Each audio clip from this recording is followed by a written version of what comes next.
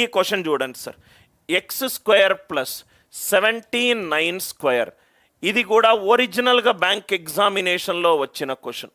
172 square minus 88 square minus 8203 X equivalent to X square plus 79 square equivalent to 172 square minus 88 square minus 8203. మీరు ఏ మెథడ్గా solve చేస్తారంటే అసలు నాకు నవ్వొచ్చింది sir. ఒక video చూసి రైట్ పబ్లిక్ ప్లాట్ఫామ్లో నేను చెప్పకూడదు కాబట్టి చెప్పిన సార్ ఏమన్నాడు, 79 స్క్వేర్ కనుక్కోండి, 172 స్క్వేర్ కనుక్కోండి, 88 స్క్వేర్ కనుక్కోండి, సబ్ట్రాక్ట్ చేయండి. ఇది చాలా calculation based problem.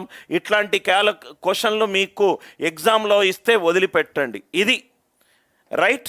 So students ఇన్నోళ్ళందరూ ఏమనుకున్నారు, ఓ ఇట్లాంటి క్వశ్చన్లు ఇస్తే